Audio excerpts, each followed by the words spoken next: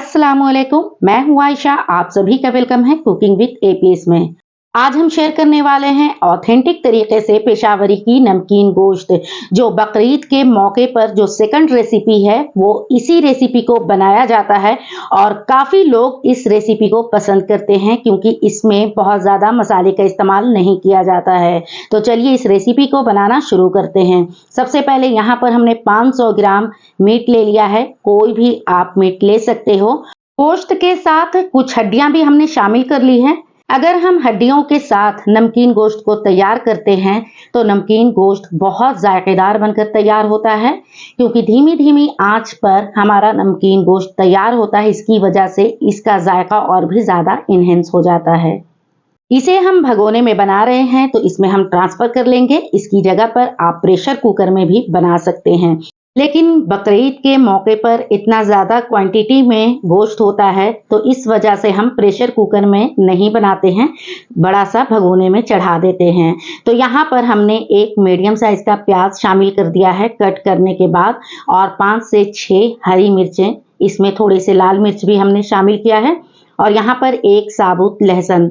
सारी चीज़ों को हमने धुलने के बाद इस्तेमाल किया है। अब यहाँ पर एक टमाटर हमने ले लिया है जिसे 4 हिस्से में कट कर लिया है।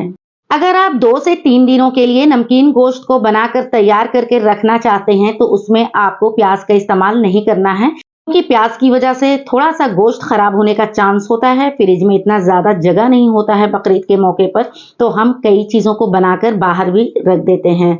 तो साथ ही हमने इसमें 1 छोटी चम्मच काली मिर्च, 1 काली इलायची, 1 दालचीनी और साथ ही नमक डालने के बाद इसे हमने चूल्हे पर चढ़ा दिया है। अब इसे लो फ्लेम पर पकने के लिए छोड़ देना है।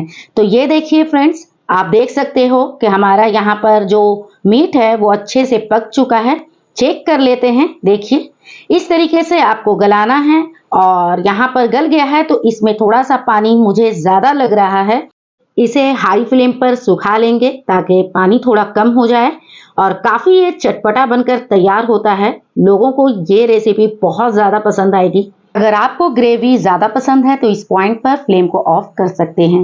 ये देखिए बहुत ज़्यादा हम नहीं सुखाएंगे, थोड़ा सा इसमें जो शोरबा है यानी ग्रेवी है उसे हम रहने देंगे और गैस का फ्लेम को हमने यहाँ पर ऑफ कर दिया है। ये देखिए इसका लुक आप देख सकते हैं। इसे एक बॉल में हम ट्रांसफ़र करेंगे। अगर इसके साथ हम थोड़ा सा ग्रेवी छोड़ते हैं यानी इसके साथ थोड़ा सा शोरबा होता है तो हम साथ में रोटी भी खा सकते हैं। कुछ भी अगर आपको पसंद है, पराठे हैं या फिर पूरियां हैं, आसानी से खा सकते हैं। और इसका आप फाइनल लुक देख सकते हैं कि कितना ज़बरदस्त बनकर तैयार हुआ है। इसका कलर कितना ज़बरदस्त तैयार हुआ है। आप इसे इसी तरीके से खा सकते हैं, लेकिन इसे और भी ज़्यादा चटपटा और मज़ेदार बनाने के लिए यहाँ पर एक प्लेट में हमने सर्व किया है और इसके ऊपर नींबू का रस लाजमी इस्तेमाल करें। थोड़ा सा हमने चाट मसाला का इस्तेमाल किया है और इसे प्याज के साथ आप इंजॉय करें। काफ़ी ज़्यादा टेस्टी लगती है। आप लोग एक बार ज़रूर ट्राई करके देखिएगा। ये काफ़ी सिंपल और इजी रेसिपी है और ये खाने में बहुत ही ज़्यादा टेस्टी लगती है। बकरीद के मौके पर सबसे ज़्यादा जो रेसिपी खाई जाती है वो है नमकीन गोश्त। इसमें कम मसाले का इस्तेमाल होने की वजह से इस रेसिपी को लोग ज़्यादा खाते हैं और ये काफ़ी ज़्यादा स्पाइसी, चटपटा और बहुत ज़्यादा मज़ेदार लगता है।